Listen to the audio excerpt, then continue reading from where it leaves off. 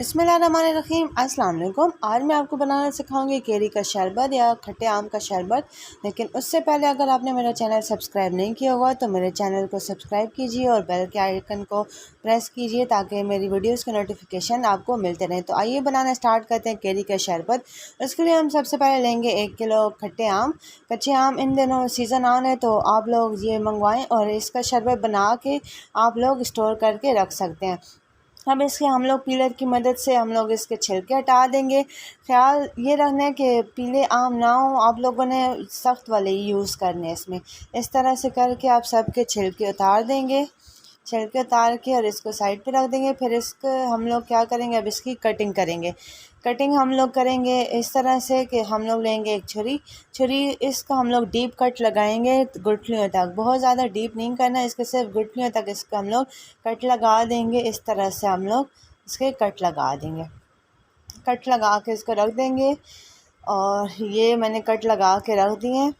अब बारी है हम लोग इसको किस तरह से पकाएंगे। पकाने के लिए हम लोग सबसे पहले लेंगे एक पतीला। पतीले में हम लोग शामिल कर लेंगे तकरीबन 2 से ढाई गिलास पानी शामिल कर लेंगे। पानी गर्म होने देंगे। पानी गर्म हो जाए तो इसमें हम लोग शामिल करेंगे ये केरी।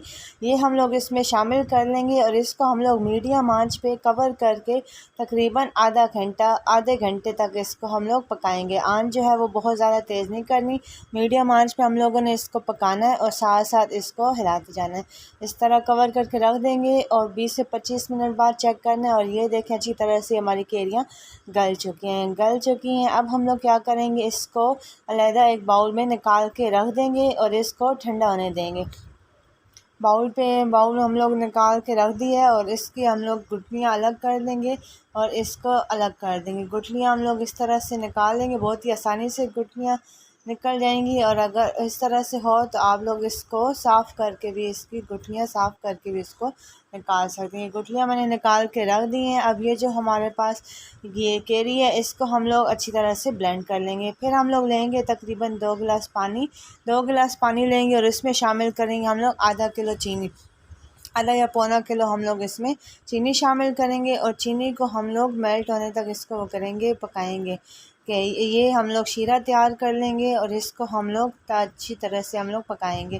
फिर इसके बाद जो है हम लोग केरी का क्या करेंगे कि इसका हम लोग ब्लेंड करके अच्छी तरह से इसका पल्प निकाल देंगे। ये देखें किस तरह से स्मूथ हम लोगों ने बैटर तैयार कर लिया है और ये पल्प तैयार है। और दूसरी तरफ जो है हमारा शीरा भी तैयार हो चुका है। शीरे को हम लोगों ने बिल्कुल ही खुश्क नहीं करना, सिर्फ इतना करना है कि चीनी हल हो जाए। इसमें शामिल कर लेंगे अब ये आम का पल्प शामिल कर लेंगे और इसको हम लोग मीडियम आंच में हम लोग पकाएंगे। पकाने के बाद हम लोग क्या करेंगे, इस तरह से जब झाग आना शुरू हो जाए तो इसको एक छन्नी की मदद से झाग को हम लोग साथ साथ हटाते जाएंगे। ये हम लोग इसलिए कि अगर हम लोग इसको झाग ना निकालें तो ये फिर जल्दी ख़राब हो जाएगा शरबत, और इसकी झाग निकालना बहुत ज़्यादा ज़रूरी है। अगर आप लोग झाग निकाल लेंगे तो इस तरह से ये केरी का शरबत ख़राब नहीं होगा और ये आप लोग 8-9 महीने तक इसको आराम से फ्रिज में रख कर चला सकते हैं। इस तरह से करके सारी झाग हम लोग निकाल देंगे अच्छी तरह से और इसको मीडियम आंच में पकाएंगे, बॉयल आने देंगे। और बॉयल आने के बाद इसमें शामिल कर लेंगे हम लोग काला नमक। तकरीबन 2 चम्मच इसमें काला नमक शामिल करेंगे। ये 1 किलो आम का हम लोग शरबत बना रहे हैं तो इसमें हम लोग 2 चम्मच इसमें काला नमक शामिल करेंगे। और इसके अलावा इसमें भुना हुआ और कुटा हुआ ज़ीरा तकरीबन जाएगा आधी चम्मच और इसको हम लोग मज़ीद पकाएंगे। फिर इसका जैसे कि ये केरी का शरबत है तो इस वजह से हम लोग इसमें ग्रीन फूड कलर शामिल करेंगे। और ये देखें इसका ग्रीन कलर आ चुका है, बिल्कुल ये बाज़ारी बनेगा। जैसे बाज़ार में आपको आम का शरबत मिलता है सेम ये भी उसी तरह से तैयार होगा। अब इसको जो है इतनी इसकी मतलब क्वांटिटी हाफ़ हो जाए उस टाइम तक हम लोगों ने इसको पकाना है। पका के अब ये हमारा केरी का शरबत तैयार है। इसको हम लोग बोतल में शिफ्ट कर लेंगे, किसी भी बोतल में आप लोग शिफ्ट करें और इस तरह से इसको इसमें डाल दें। ठंडा होने पर इसमें शामिल कर लें। फिर ये हमारा केरी का शरबत तैयार है। सबसे पहले गिलास में हम लोग क्यूब शामिल करेंगे। इसके अलावा इसमें जो है हम लोग शामिल कर लेंगे शरबत और शरबत तकरीबन जाएगा और इसके ऊपर पानी डाल के इसको हम लोग सर्व करेंगे। मैदे की ठंडक के लिए और गर्मी ख़त्म करने के लिए ये बहुत ही बेस्ट शरबत है।